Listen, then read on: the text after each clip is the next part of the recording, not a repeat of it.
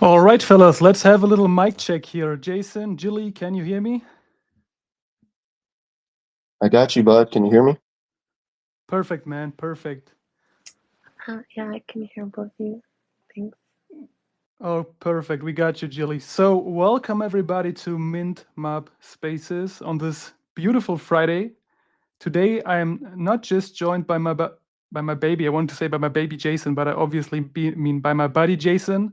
And I'm also joined by Jilly Rappaport. Jilly is going to be our next artist incubator artist, and her piece is dropping on December 21st.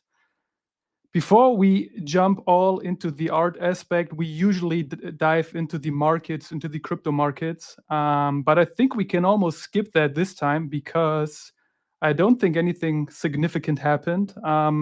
Jason, if you saw anything interesting, let us know now, or we skip right to the art part. Yeah, man. No, I think I think everybody knows what's been going on. We had obviously some big run-ups and some big pullbacks. Lots of drama in the space, of course, that we can dive into later. But no, I just want to say hello to everyone. Jilly, appreciate you being here. It looks like the family's coming out to support you. Fame ladies, we see you guys down there. STC, Daniel, Rob, everybody in the audience. We'll get around to saying hello to everyone real soon. And if you guys have questions or comments about what we're going to be chatting around, feel free. I know Jilly and her squad are doing some really cool things. Obviously, one of the reasons I reached out to her was because the artwork that I saw that you see sort of borne out in her profile picture is just absolutely stunning. It's just absolutely stunning. It dropped my jaw. Had to reach out and just go see what was going on there. And I know in addition to that, they're doing some things with 404. So maybe we can dive into some of the tech around that, what that looks like. But no, man, I don't really care too much about the markets. Let's jump into the artwork side of things if that's cool with you. Yeah, absolutely. And I actually tried to do my homework today. So I did some research on the Fame Ladies. And what I found out, and Jilly, you may correct me anytime, but from what I saw is that the Fame Lady Society is actually a project that is based on, I think, I'm not sure if you were rugged, but there was a collection called Fame Lady Squad. And your website says that their founder pretended to be a woman, but it turned out he was like a Russian man, I think.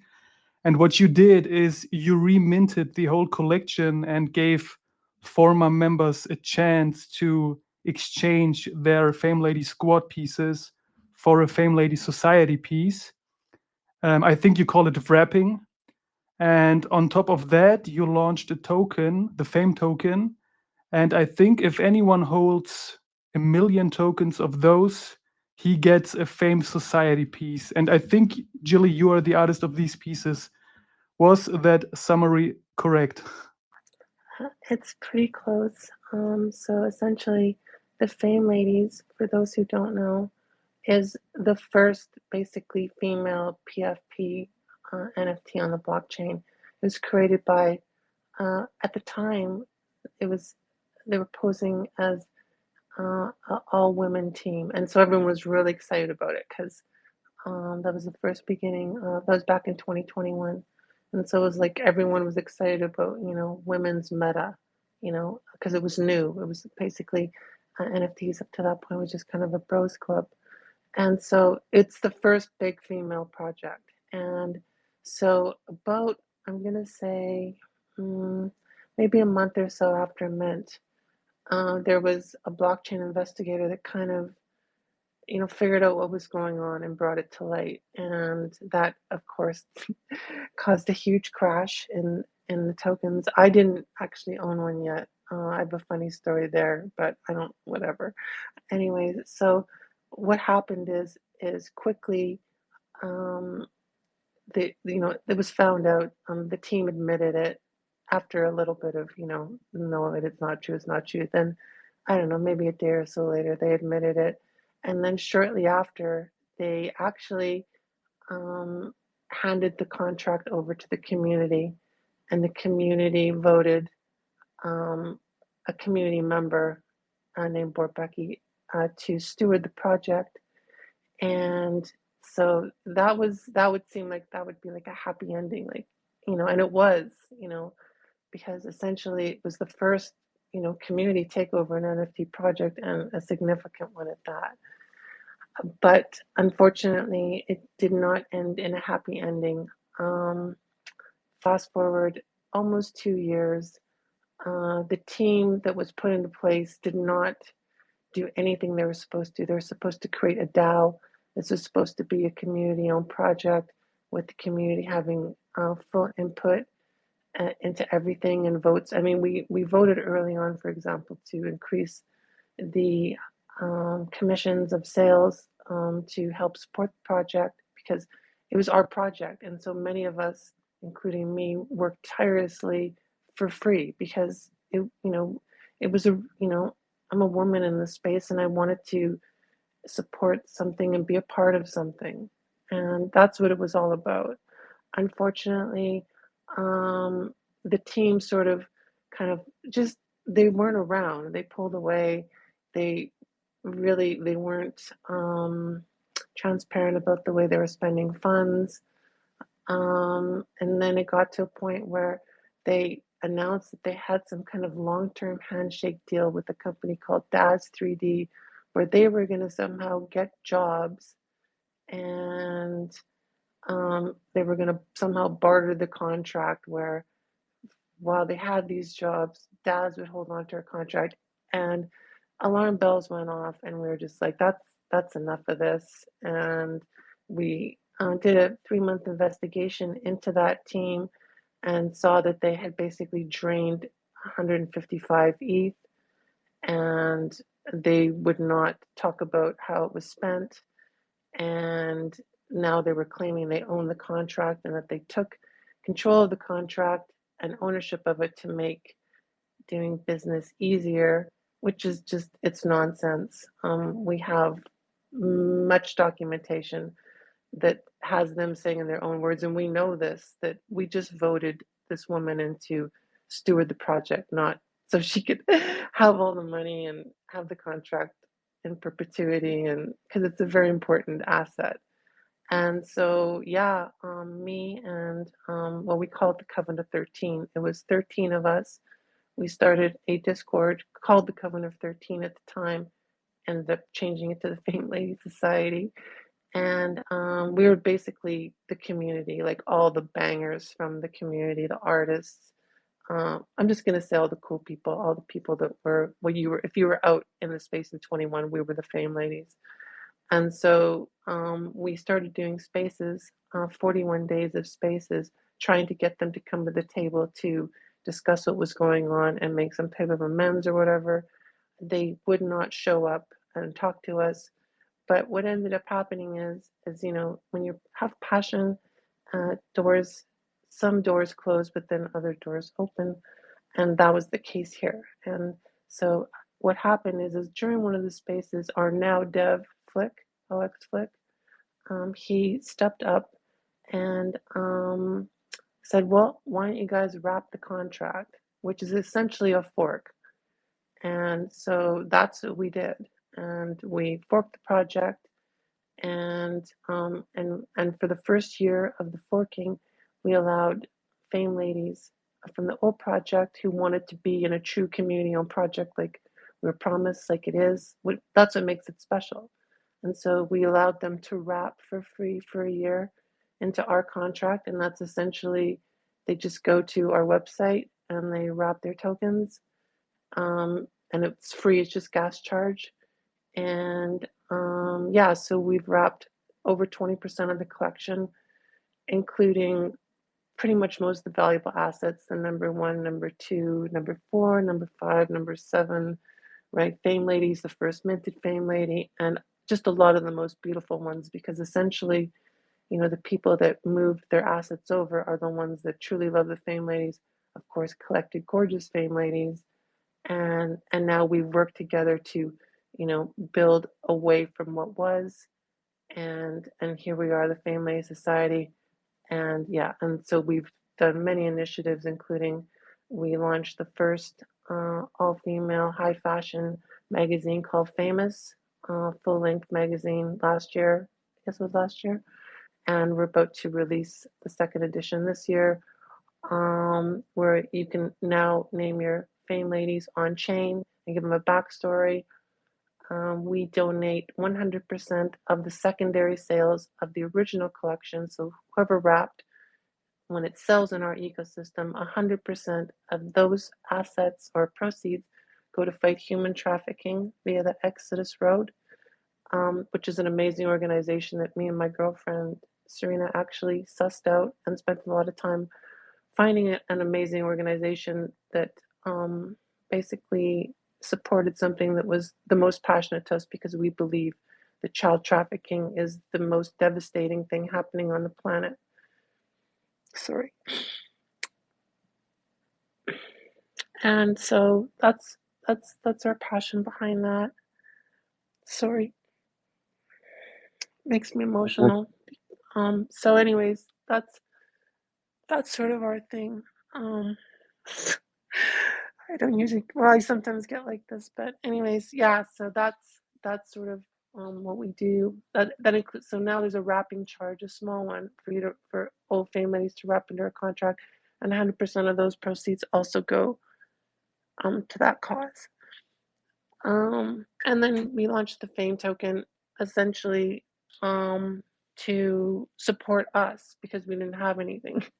So we needed to create our own currency, money. And I don't know, should I go into that, or should I stop and take a break? You have some questions or something? Sorry, I know it's a long story.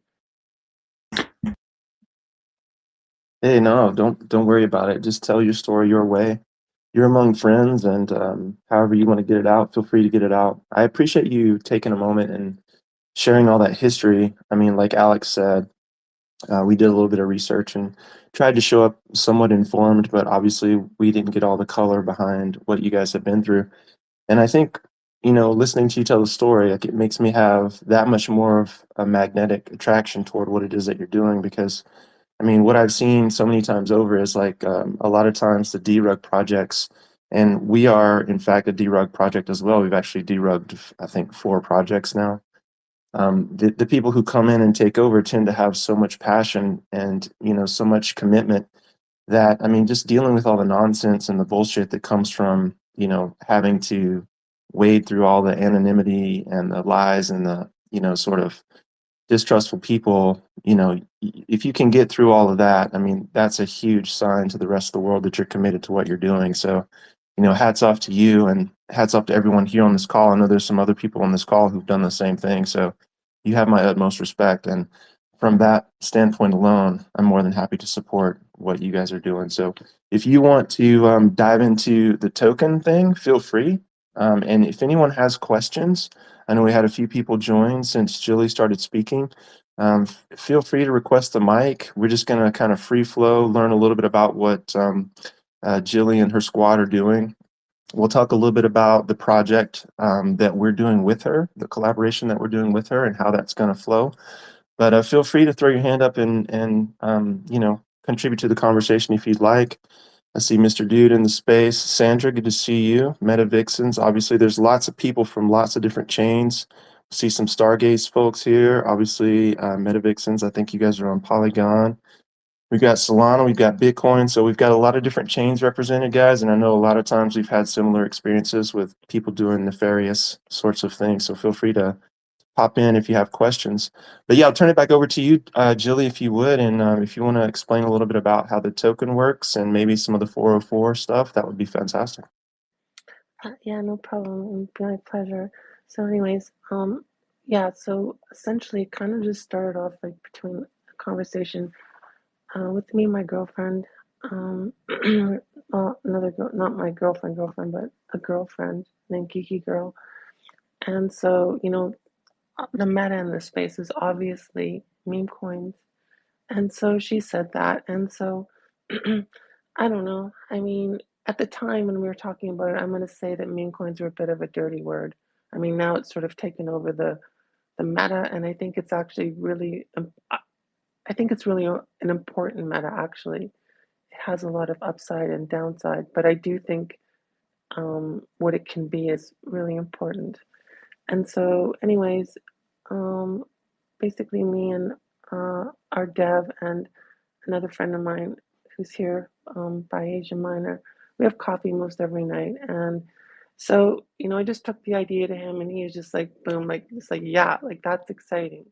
I'd like to do something fun because well, we didn't even know. It's like how great ideas you just start talking with a mastermind of people, and if it's great, it just flows. Like you can barely stop it, and that's kind of how this happened.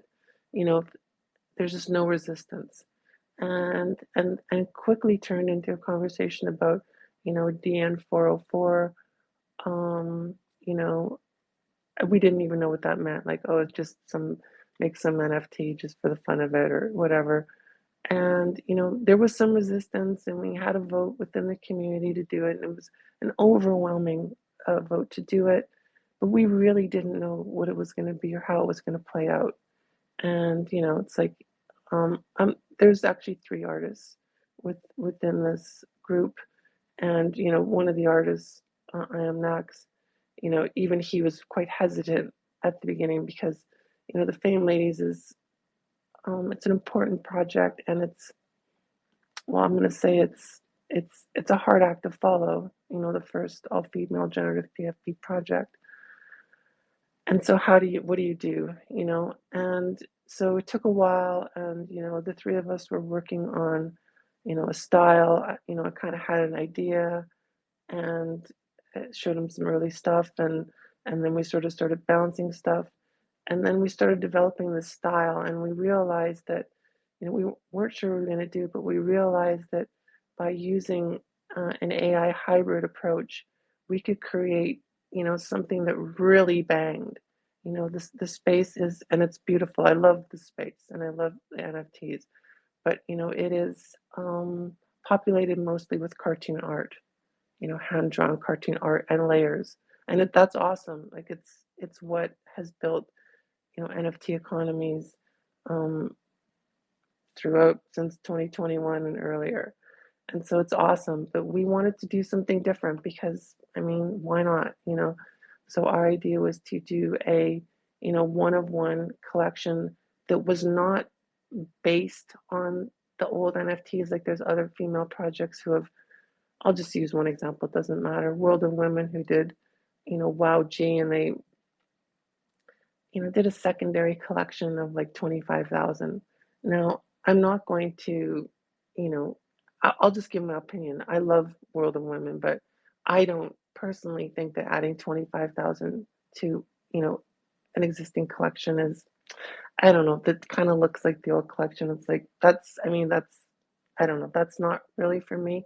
So we decided to go the opposite because the Fame Ladies is actually, it's a 10K collection, but it's really only 8,888. So, we started coming up with this plan of like, let's make a super exclusive collection of one AI art, but make the AI, because we showed the early AI art to, you know, artists that we respect. For example, Samantha from Honeys, like without saying anything, just showed her, here's the art. And she could not pick out the medium. She didn't know. She's like, who did it? How was it done? And that's kind of, to me, is like a special thing about art, is when you work in mediums and then you can't tell what it was or where it came from or how it was made. I think that's what makes art special. And I think that's kind of, a way they even teach art in school, is to work in mediums and have, the viewer not really know what it is.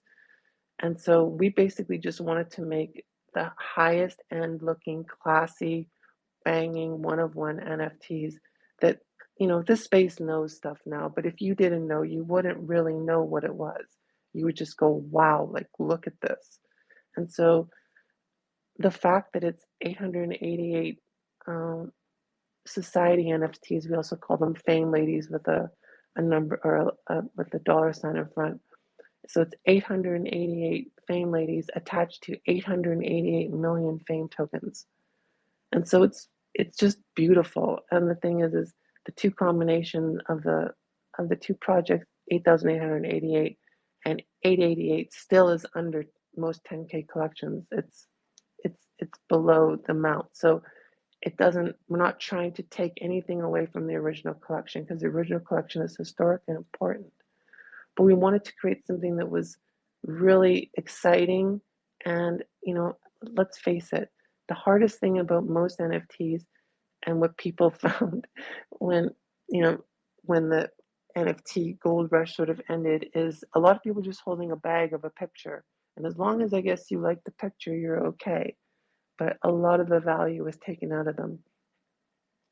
With the DN404 token, like the Fame token and the Society Lady, that liquidity is always there. So instead of, for example, a team does an NFT mint, well, they get all the mint money and then they do whatever they want. See, this way, all the liquidity is held within the token, the NFT. And so it also has that sexy proprietary, I call it, number go up technology, because it's attached to a coin. And so, so right now our market cap is just under 600,000, making these NFTs worth about 0.17 ETH, which is really good for only being 4 months old. Now, you know how these coins can run. If all of a sudden, a bunch of crazy whales decide, let's run Fame up, you know, these NFTs are going to become very expensive very quick. And they have the art look to go with it. So, anyways, our plan was to make expensive looking art attached to liquidity that could go up very quickly. The other cool thing about this asset is it can be sold like an NFT. Like, so we've had, NFTs within this collection sell up for close to half an ETH. And so, you know, although there are no rarities because they're all one of ones, the rarity is decided with what people like. Because some of the NFT, they're all, I mean, I love them all, but, some just pop harder or have a meaning to the community or the space or culturally or whatever. And so they're special and people want them. So there's so many exciting things, including arbitrage opportunities. So, for example, like let's say there's all these NFTs for sale on OpenSea. Well, if all of a sudden the market cap shoots up to a few million overnight, all those NFTs will be bought up and arbitraged. They'll be bought up for the million tokens and sold or whatever.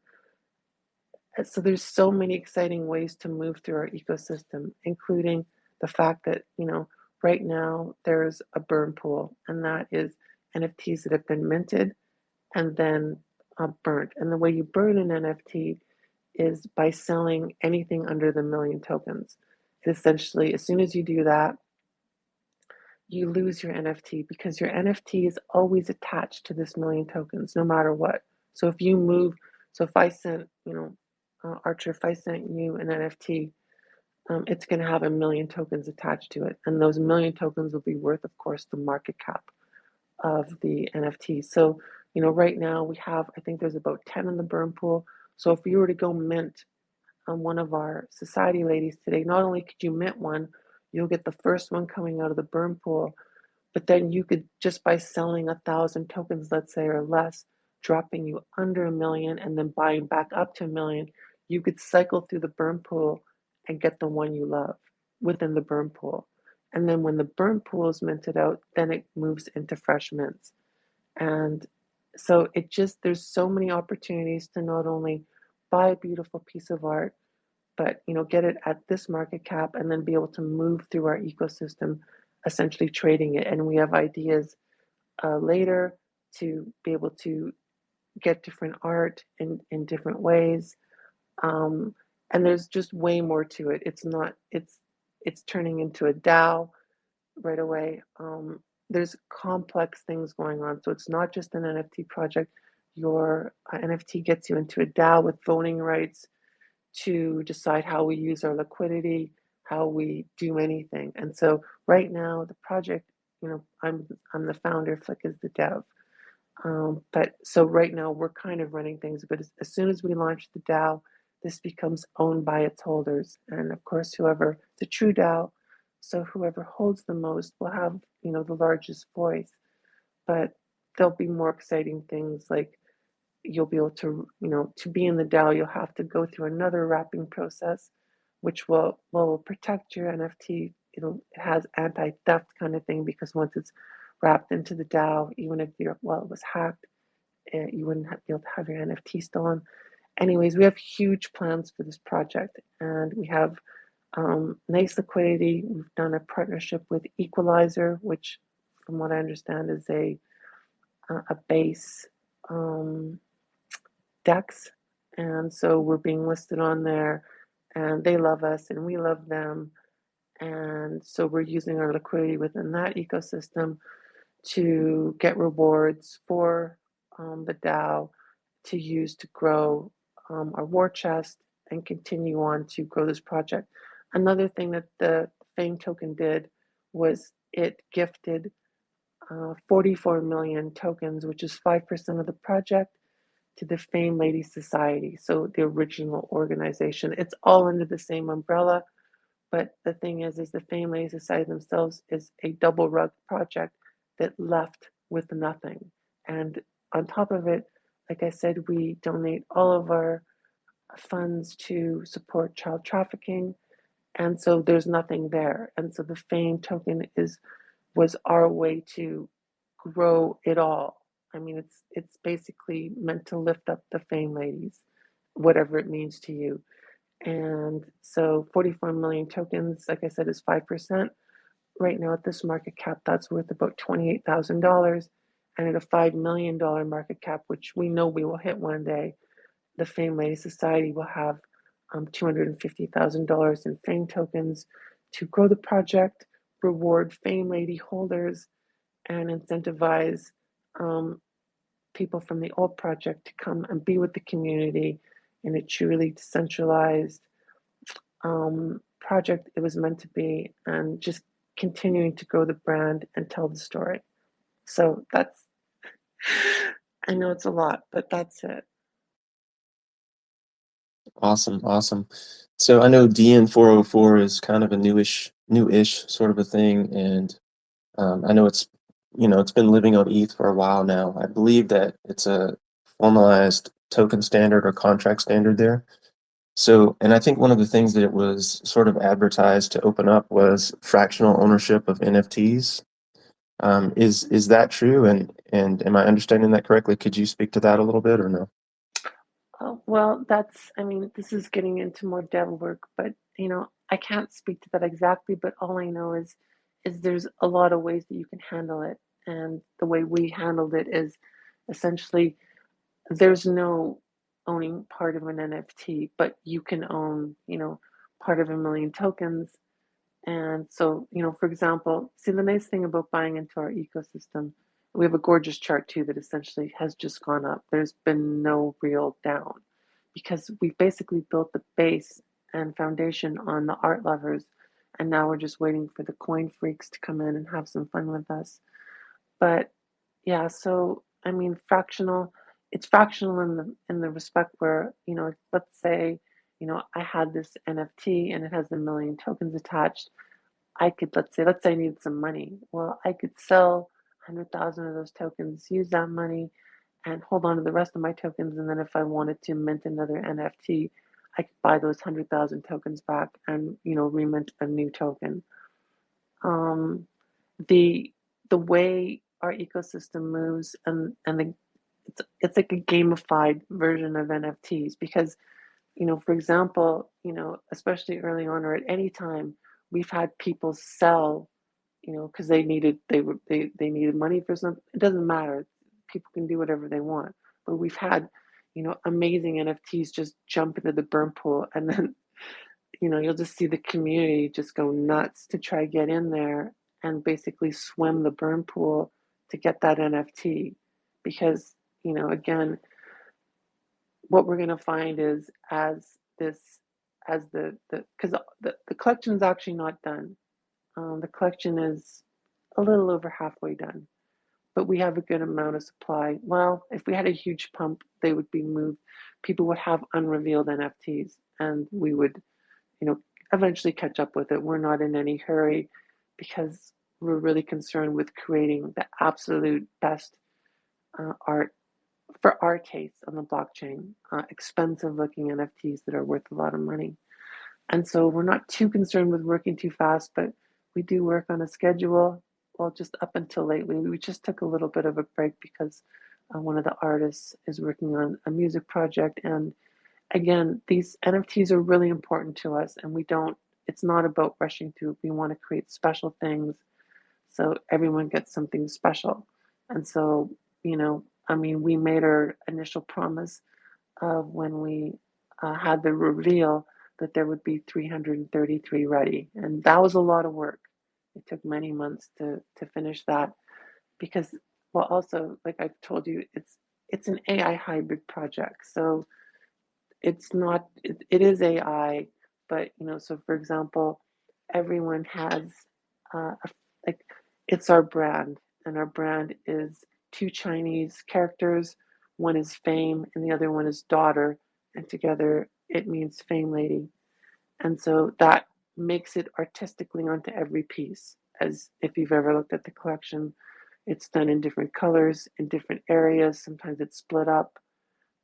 We have a couple different versions, and it's we did it essentially because we knew we had a great we knew that we had a super great um, artistic view on this, and we knew that people would see this and we would influence the space, and that other creators would want to create stuff like ours. So we wanted to basically brand our art and have it be the first all-female one-of-one project, or DN 404 project on the blockchain, to mirror being the first all-female generative PFP project from 2021.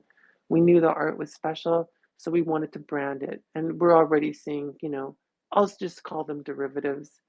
There's been some straight copies of some of our pieces, but essentially it's just derivatives because, well, I mean, we're very proud of it. We believe once you see our art, you can't unsee it. And I think it changes the way people think and see technology and art melded together.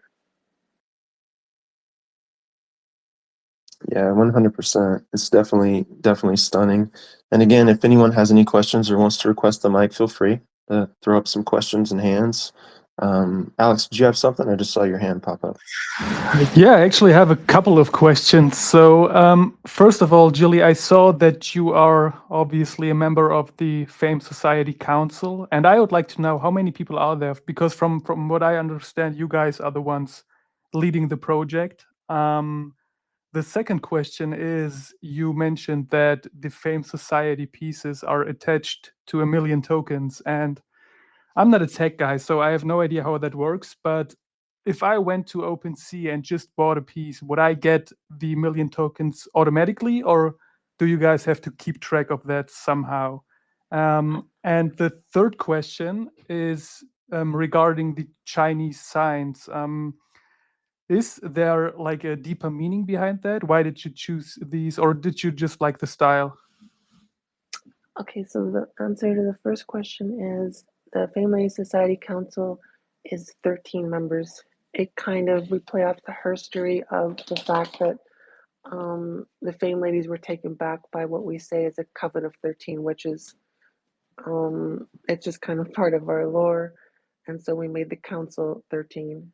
To your next question, if you went to OpenSea and bought a society token, or an NFT, the 1 million tokens is always attached to the NFT. It can't be separated. So, and that's just part of the DN404 technology, and that's what makes it so beautiful.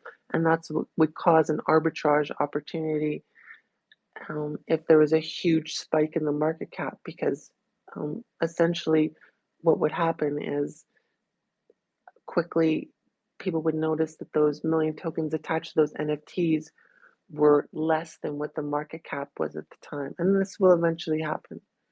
And so then essentially, if there was a huge push in the market cap of our coin, then there's going to be a huge sale of a bunch of our NFTs as they're arbitraged and the tokens are used in whatever, however they would do it, whether they would hold it or whatever. But And so, I'm sorry, what was your third question again? Oh, the About opposite. Yeah, exactly the so Chinese characters. Yeah. yeah. Well, well, I'm just gonna say that me and Nax are huge fans of the Chinese culture. Um, you just love what you love. And we also have um, a girl who's on the council. Her name is Molly. And so essentially, it was it was my idea to put a Chinese. Um, I came up with the idea of fame daughter and put together these words have different meanings, and so it's just beautiful. It's like we're marking it as fame lady, so we just love it.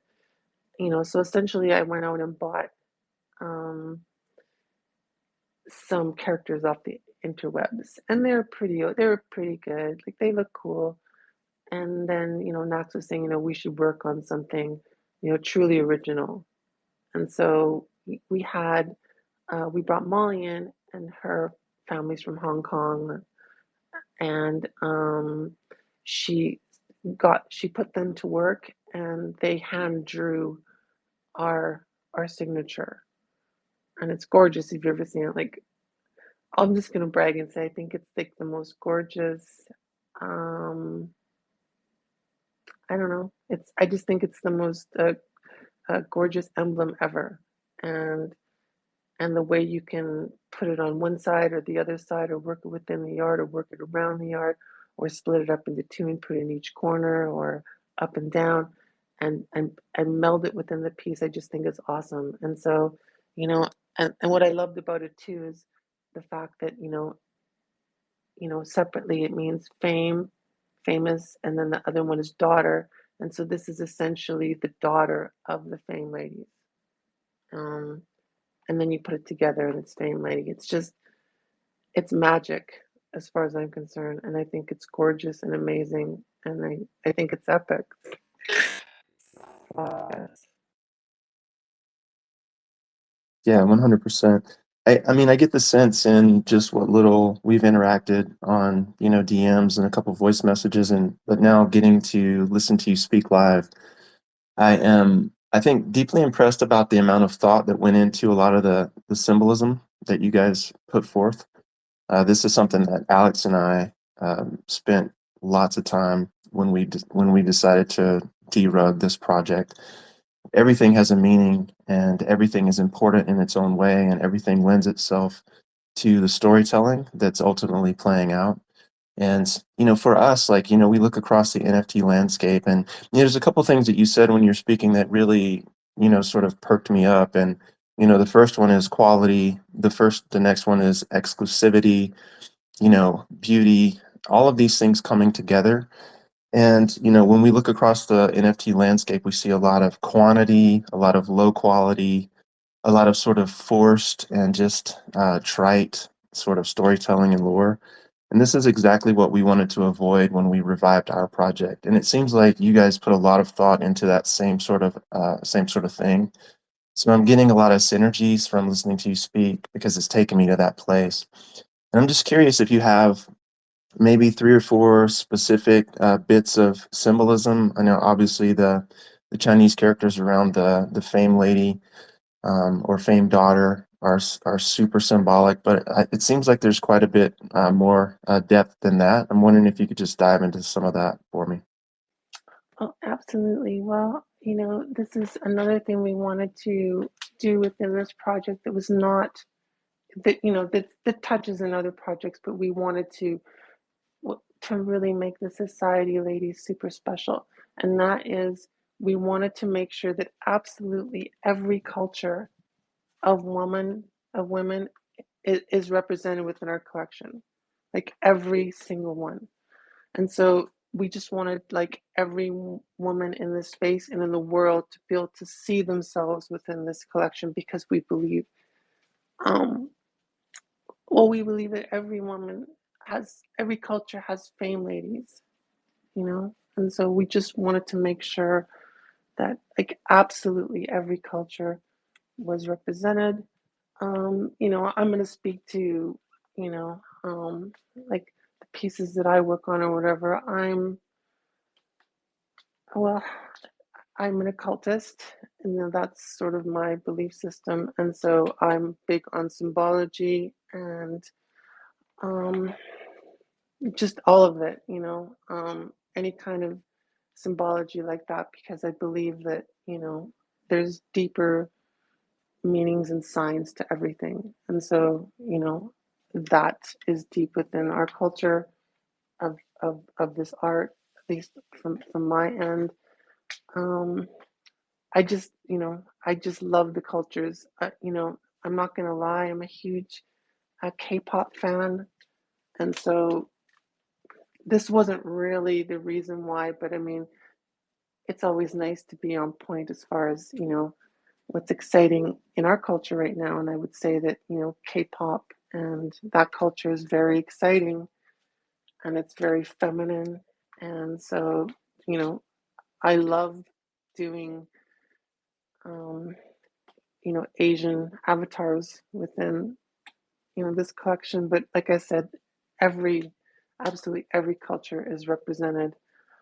I'm trying to think if there's anything else as far as, symbology or whatever. I don't know. Like for me, it's everything is esoteric. So it all goes back to um, all that culture for me. So I can only speak for myself because, on the pieces that I do, I'll do very esoteric things because I just love it. And I know that people that have the same belief system as me will see it as well and they'll enjoy it. Yeah, 100%. I can definitely, hear the passion coming through your voice, and your attachment to the idea, and I think that's super powerful. I'm just looking around the room. Kudos to everyone being here. We're going to do our best to honor everyone's time, so we're not going to go much past the top of the hour. So if you guys have questions or comments, go ahead and throw your hands up, and Alex will go ahead and approve you guys, and we'll open up the floor just a little bit. I think one of the things that I'm curious about is, like in this space, there's a lot of debate around AI art. Is it art? Is it not art? And all the rest of that. And I sort of view AI as a tool. And when you started talking about, the hybridization of using AI and then, modifying it to make it fit inside the look and feel of what you want to create.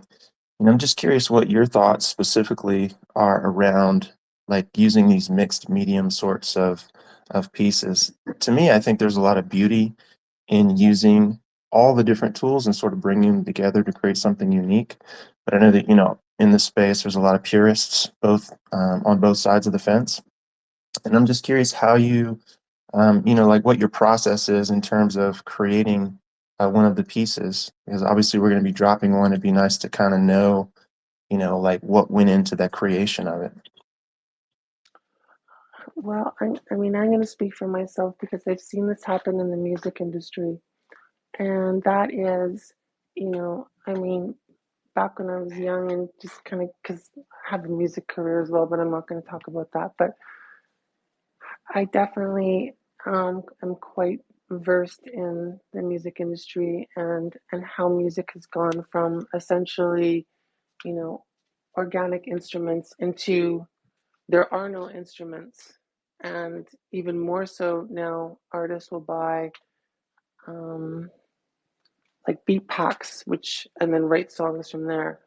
And like I can compare, I think AI art and stuff like that to like purists would want real drummers playing on tracks, and that's just unheard of now. Like it's to the point where even the voices aren't real. Because there's so much voice manipulation. It's all about how the end art makes the user feel. And so, so for example, there's a lot of crappy AI art. And there just is. And that's because they don't work it. They don't develop their own style. They don't push. AI is just another paintbrush. And I think we've proven that you can do some absolutely stunning things that just simply cannot be achieved in the real art world. And that's the same thing with music. Like the way people listen to music, the way it's delivered, the way it's created, like the way it's created now, it couldn't be created back then, and it can't be created by organic methods, but people still love it. And so to me it's the exact same thing. And so if people can have whatever attitude they want, but personally I think if artists have the attitude that AI art is not real or whatever, they're just going to be left behind. And they're basically just they're going to learn the hard way. It's just like they're going to learn the hard way that this is another paintbrush and they could have been using it, and instead I mean, I remember I facetiously put some of my art pieces into a thing like art and artist. So I put my picture up and put some art pieces up against a traditional artist. And I knew it was going to happen, but I wanted to start the debate. And I mean, I got attacked, but I didn't care because I know what I'm doing is great, and I'm not afraid of scrutiny. But the thing is I'm just so glad you asked this question, because to me, and this is going to be, for purists, they're not going to like to hear this, but I think that AI art, AI music, AI everything is the future, and how you interact with it is is really the key. It's like instead of, I mean, just because I don't use my hand to draw, I use my mind to draw. And I think you can probably tell by, the pieces in the collection. These aren't just like, oh, here's a prompt and there it is. That's good. Like I'm gonna say I spend hours on every piece. I see other people's art, and I've even seen, some of the, I'll call them derivative collections. And, I'll just say that like there isn't, there's only like nothing, everything is perfect. Like everything, I go through every little thing. Nothing is left undone until it's absolutely just pops and I go, it's perfect. And I don't, I mean, I can't speak to any other artist thing, their process, but anyways, I'm super high on technology because, again, I saw it happen within the music industry. And I know that there was a time when I remember, digital recording, um, DJs, all of that stuff. Hip hop wasn't even considered music. People thought it was a joke. They sued them, they put them down, and then it became the most important genre in the world. This is no different. I think we're going to see the exact same thing because, again, simply they're just things. They're just things that are unachievable in traditional methods, and that doesn't mean that we don't want to see those things. Does that make sense? Yeah, 100%. I mean, as someone who, like back in the day, I was in a band and we got to the point where we had bought transportation and we were touring along the southeast of the US. And so I've been in the studio, I've recorded, some music and that sort of thing. And, after seeing, like, even if you take analog drums, guitar, bass, vocals, whatever, you go into the mixing room and, if the sound engineer is really good, like they're going to run your stuff through a lot of digital augmentation.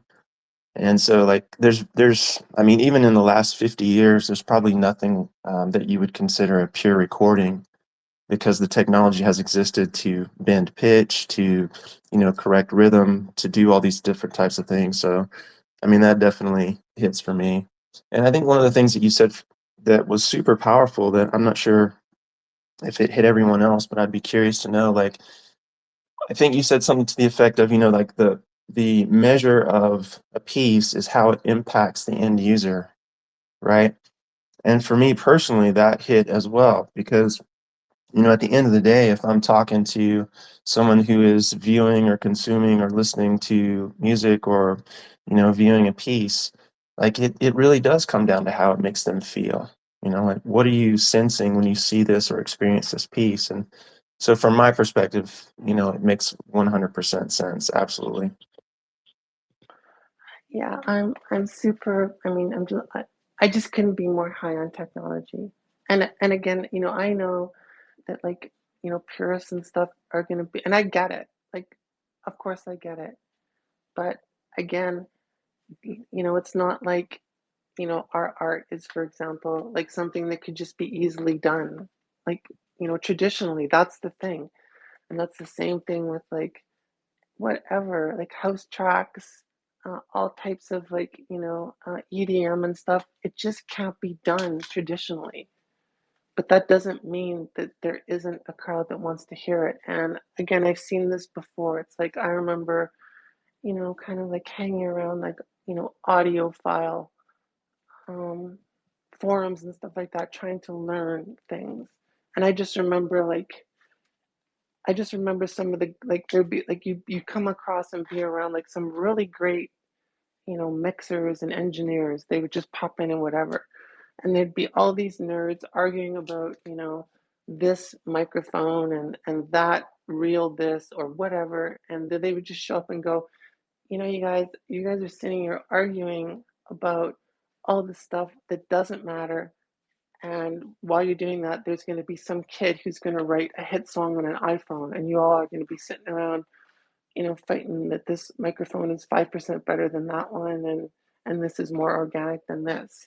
And to me, it's just like I remember that and learned something from it. And so when I saw this technology and began to work with AI, like I'll speak to, you know, uh, my personal like sort of development within AI.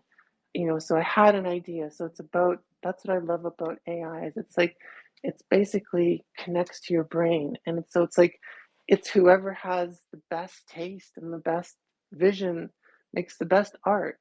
And so and to me, it was like I knew what I wanted, and I never watched any videos. I didn't learn anything. I didn't take any advice from anyone. I got in there and I developed my own style. I've never watched a video on how to work with an AI. I don't care because I didn't want it to influence me. I wanted to come up with something completely original, and I didn't care. So, and I wanted it to be like that. I wanted to experience interfacing with the technology without any bias of people saying, do it like this or do it like that. And so, that's where this grew from pure inspiration and not really taking any advice or any short paths that anyone else has created. Yeah, for sure. I think one of the things that we can sort of pair this out to, I mean, you mentioned earlier, like original NFT art was, very cartoony, or in most cases, it was just like bitmap style art. And like you said something to the effect of, this isn't just me typing some words or prompting an AI and then just randomly accepting the result. And you can see this, right? Like you can create low quality crap with an AI tool, just like you can create low quality crap with traditional tools. And you can tell when someone puts all of themselves into a bit of creation because it shows. And so if you look across the NFT landscape and you discount artwork because it was made with a tool that you don't necessarily agree with, I mean, you have to also look at discounting the artwork that's crap that was made with traditional tools. And it's really no different. It's like putting the time and effort into getting the visual or getting the feel for the thing that you want to create. And so from my perspective, like it's all about the quality. Yeah, and I think we're going to see this play out also within AI music because I know the people are, you know, I know there's people around me and I'm about to dig into it. And I know there's other artists I know that are digging into it.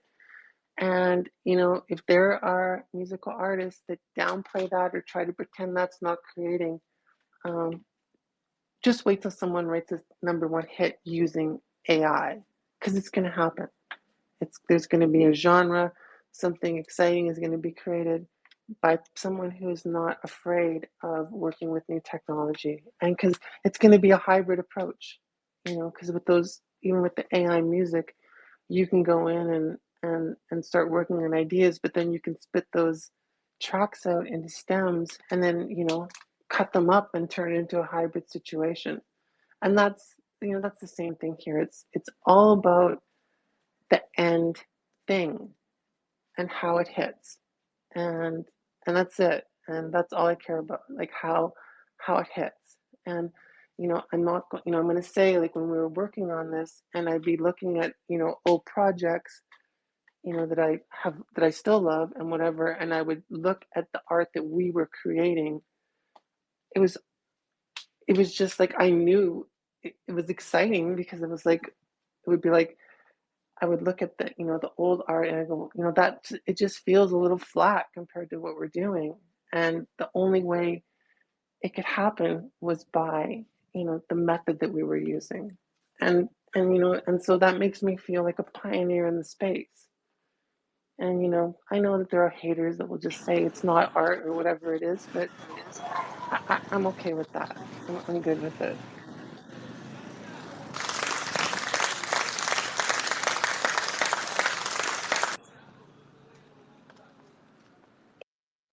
Nice, nice. Looks like we have Serena up on stage. How you doing? Looks like we actually have two Serenas up on stage. Wow, that's a first. So I am Jilly's significant other, her partner, her soulmate, her best friend. And I just want to tell you, I want to back up what she said about when she does a piece, she pours her heart and soul into it. I am actually one of the artists who is I am next, who is also in the building. See, I have an imagination that Jilly doesn't. So I come up with some ideas that I know are like just way out different than what she would think of. And so I like when I get in the mood, I mean when I first get into it, I was like the whole day using up all of our our hours that we have on mid journey coming up with like just spewing out all the ideas that I have.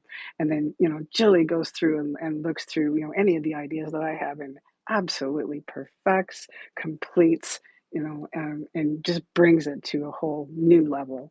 That is what she does. Jilly is our hype girl. She is the ever present from the old project to this project to the coin to everything. She can show things when we're hanging out having a party for New Year's Eve. People will buy things when Jilly gets talking about fame ladies, and her passion is so well known. I just wanted to say thank you to I Am Max for being here. He is our third artist in the project. By Asian is also here. She is the creator of our famous magazine, which, as Jilly said, is coming out very soon. The next edition is actually going to be the cover will be us fame artists and Flick our dev and one of our writers, Cardi B. We will adorn the cover, and I thank you so much, by Asia, for your tribute and your love and your attention to detail. By Asian and also Flick found out about our project when Jilly was doing. I think it was, you said 41 days, Jilly, 41 days in a row, nonstop, to show that we can address um, our community and be open and available for. Well, I say we, but it was Jilly and Geeky Girl actually just did this amazing marathon of spaces, and Flick saw the passion and heard the passion and heard our plight, and donated his time for free, created the wrapping contract, put a lot of his own money into doing the things that are happening. He is also the dev for Fame, and just our wizard, so to speak. Flick, we have to say an absolute heartfelt. Thank you, for all that you do. And just take a look at this room. I mean, Doc B, he's sporting a lion. I see you throwing emojis out as I'm speaking right now. Doc B is constantly posting some amazing posts about the Fame Society collection, the Fame coin, all that we are accomplishing, all that we are doing. Purple, I have to say thank you to you. She is a huge supporter and loves swimming through that bird pool. Molly is actually here too. She is the one whose family did the brand, and some other Fame ladies that we see out there. Craig, love your voice in our meetings. Our council, 13-member council, volunteering for free, and that even as our Fame Lady Society collection goes, like Jilly says, all proceeds from our secondary sales going to fight human trafficking. And when we created the Fame collection, to create it in a way that we wanted to give back to the Fame Lady Society, our community, making this a community-owned project. It's just been beautiful to be a part of it all. I couldn't be more proud.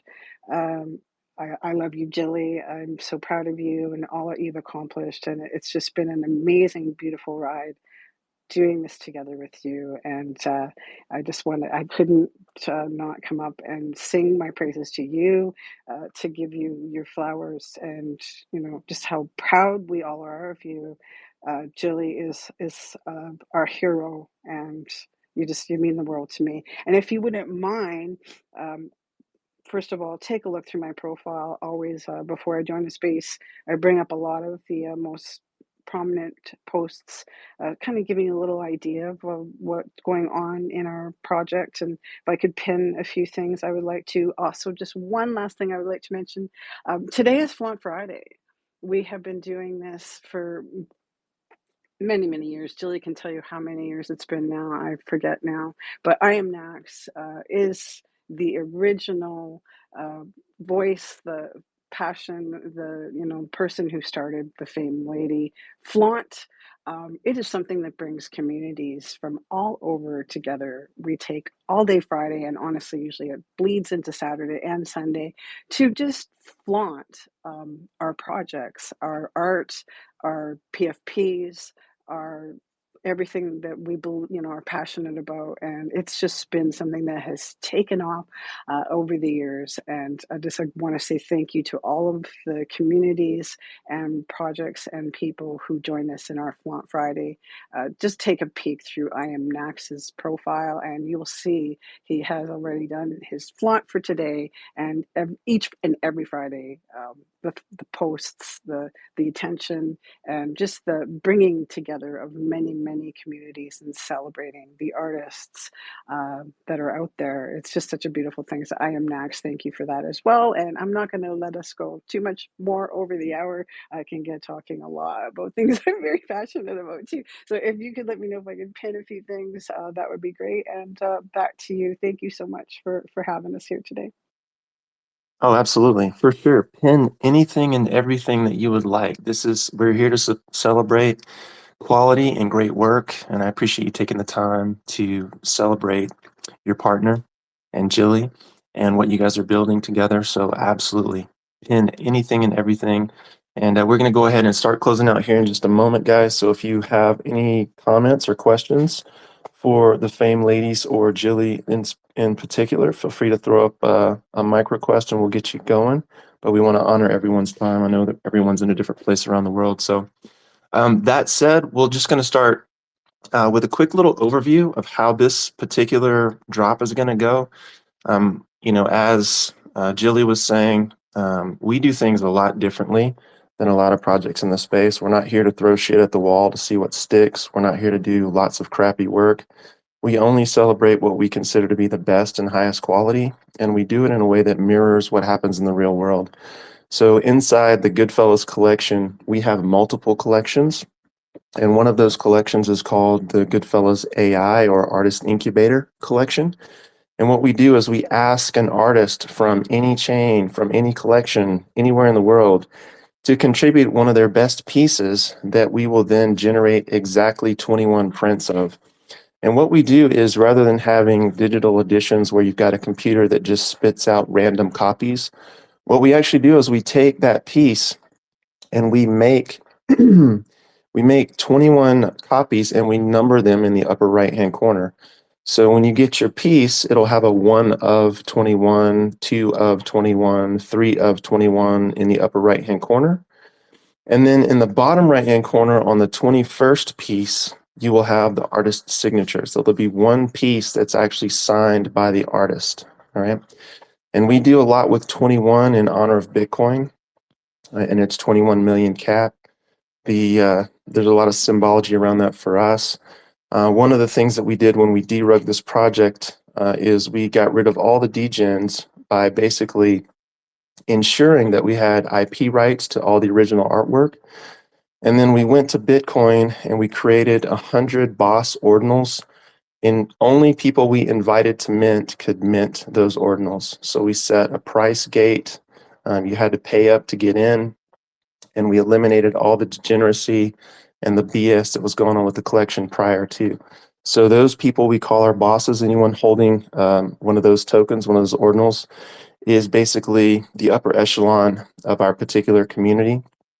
And in honor of them, they get first and foremost rights to anything and everything that we do.